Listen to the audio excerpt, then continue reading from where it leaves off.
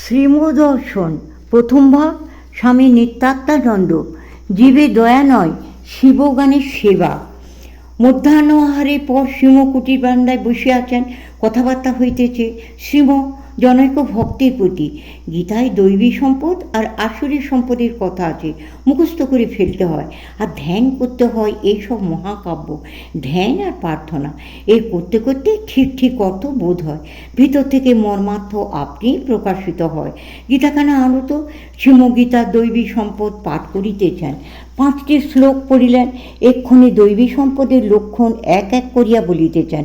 অভয় সত্য শুদ্ধি মানে প্রসন্ন ভাব, জ্ঞান মানে স্বাস্থ্যজ্ঞান, যোগ দান দম মানে বাইরের ইন্দ্রিয় সংযম, যজ্ঞ স্বাধ্যায় অর্থাৎ স্বাস্থ্যপাঠ, তপস্যা সরলতা, অহিংসা সত্যকথা, অক্রোধ অর্থাৎ পীড়িত হয়েও মনে সমভাব রক্ষা করা, ত্যাগ মানে উদাসীনতা, শান্তি, অপৈশুনম মানে পরনিন্দা বর্জন, জীবে দয়া, অলুপ্ত মানে নির্লোভিতা, মৃদুভাব, দুষ্কর্মে লজ্জা, অচপলতা, তেজ, ক্ষমা, ধীতি, অন্তর্বহিঃ শৌচ,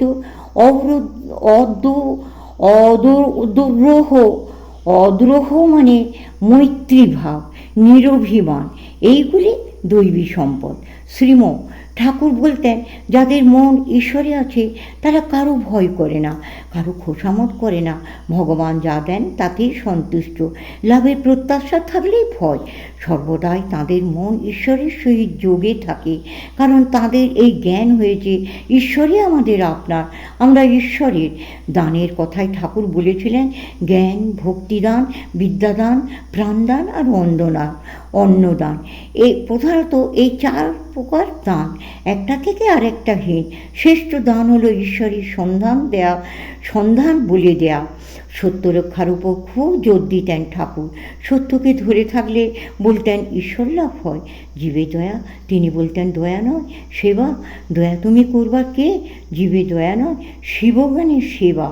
দয়া সত্যগুণের ঐশ্বর্য বটে, কিন্তু দয়া থেকে সেবা বড়। শুধু তেজে কাজ হয় না, ক্ষমাও চাই সঙ্গে সঙ্গে। অন্যায় অসত্য ভোগ বাসনাদির সঙ্গে তেজ দেখাতে হয়। নচিকেতার কেমন তেজ, সংসারে কোনো ভোগই নিল না, আবার কেমন ক্ষমাশীল। পিতার উপর ক্রোধ নাই, পিতার কল্যাণ কামনা করে যমের নিকট পিতার জন্য শান্তি প্রার্থনা করলেন। আর ধৃতি মানে ধৈর্যের দরকার। ধর্মজীবনে বিশেষত অসীম ধৈর্যের প্রয়োজন। ঠাকুর বলতেন, তালবস্য মূর্ধন্যস্ব দন্তেস্ব, যে সয় সে রয়, যে নাশ হয় সে নাশ হয়। তিনি একটি গল্প বলেছিলেন। 2 জন তপস্বীর সঙ্গে নারদের দেখা হলো। কবে মুক্তি হবে একথা জিজ্ঞাসা করায় নারদ উত্তর করলেন, এই গাছে যত পাতা তত বৎসর পর। একজন আনন্দে নৃত্য করতে লাগলো আর ধৈর্য ধরে ভজন করে যেতে লাগলো। অপরজন ধৈর্য হারিয়ে তপস্যা ছেড়ে দিল। ধৈর্যের বড় দরকার। পরপীড়ন পাপ, উভয় হিংসা। অহিংসা মানে স্বেচ্ছায় ও কারণে কোনো জীবকে কষ্ট না দেয়া, কায় মনোমাপকে। সত্যগুণী লোকের আর একটি বড় প্রধান গুণ মধুকর বৃত্তি। সকলে গুণ দেখবে, অপরের দোষ বের করা, নিন্দা করা, তাতে এসব নয়। অপরের দোষ দেখলে মনে করে দোষে উড়ে মারুক মানুষ, এই উদার দৃষ্টি গ্রহণ করে। দৈবী সম্পদ মানে যে সদ্গুণ থাকলে মানুষ দেবতা হয়, সেই গুণাবলী।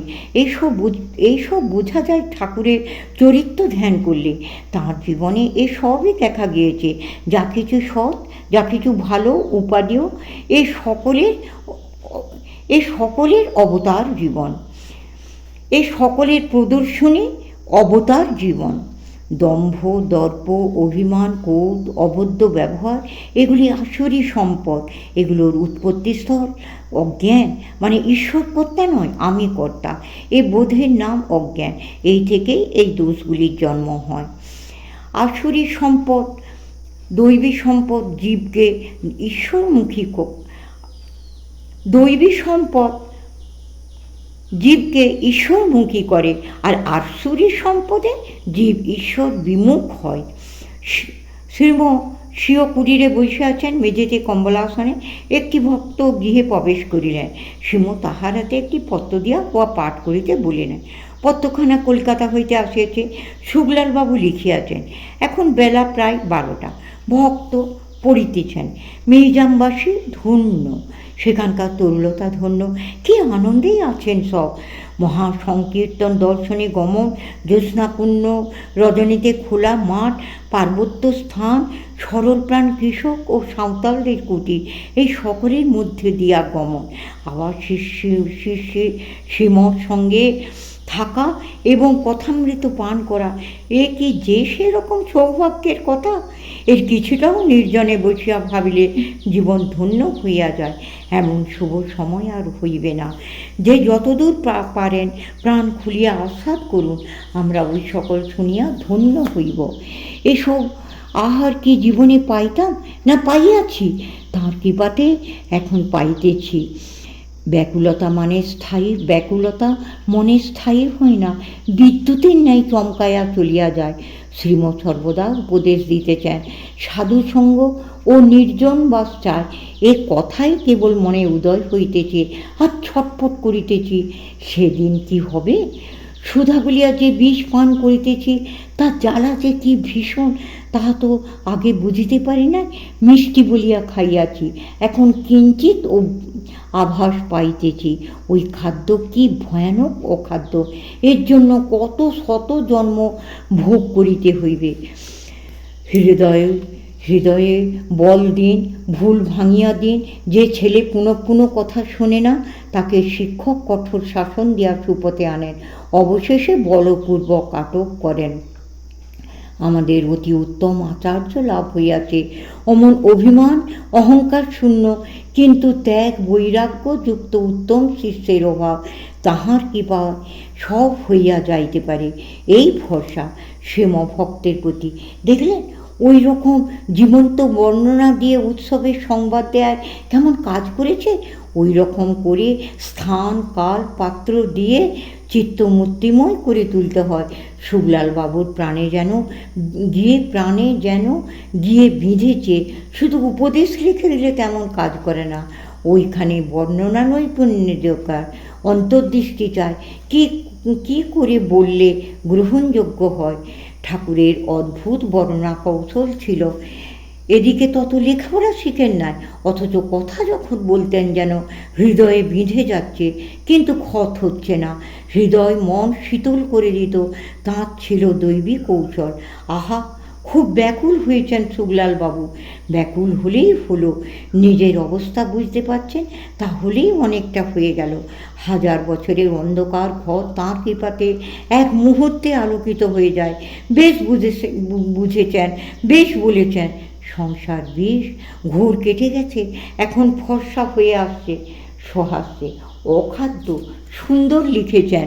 বিষয় ভোগ অখাদ্যই বটে, যাতে ঈশ্বরের প্রতি ভক্তি বিশ্বাস বাড়ে তাই খাদ্য, আর সব অখাদ্য। লাল চশমা পরলে লাল দেখায়, তাই মিহিজামের সব ধন্য লিখেছেন। তরুলতা সব ধন্য। এত কাজের ভিতর ঈশ্বরকে স্মরণ রাখা, এই তো বীরের চিহ্ন।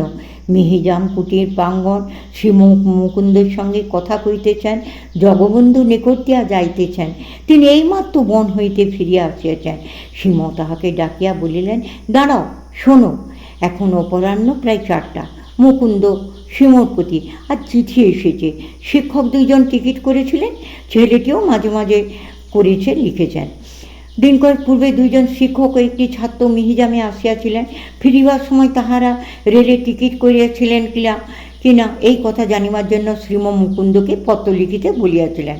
আজ পত্রের উত্তর আসিয়াছে। শ্রীম জনৈক ভক্তের প্রতি। জরাসন্ধ কতগুলি রাজাকে ধরে আটকে রেখে দিয়েছেন। শ্রীকৃষ্ণ দেখলেন এ ভীষণ অত্যাচার, তিনি তাই অর্জুন আর ভীমকে সঙ্গে নিয়ে ছদ্মবেশে গিয়ে উপস্থিত হলেন। পরে পরিচয় দিয়ে আগমনের অভিপ্রায় প্রকাশ করলেন।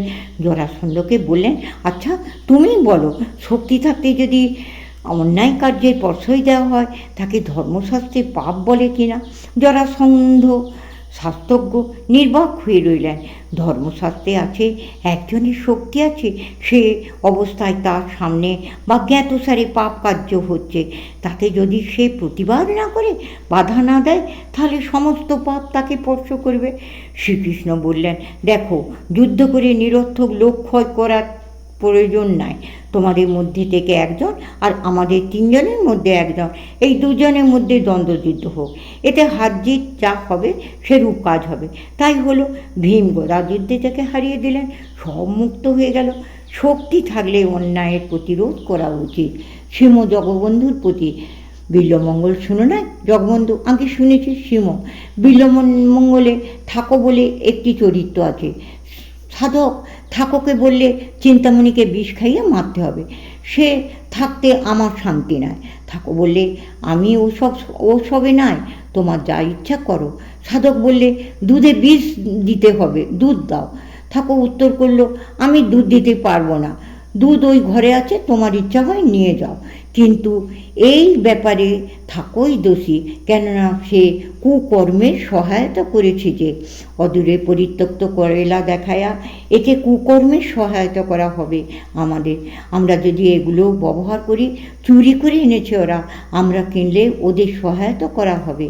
ঠাকুর এসব বিষয়ে তীক্ষ্ণ দৃষ্টি রাখতেন, বলতেন ধর্মের গতি অতি সূক্ষ্ম, সূচের ভিতর সুতো ঢুকবে না, ফেঁসো থাকলে এমন শক্ত পথ ধর্মপথ। তার খুব নজর রাখা দরকার এদিকে ক্রমশ।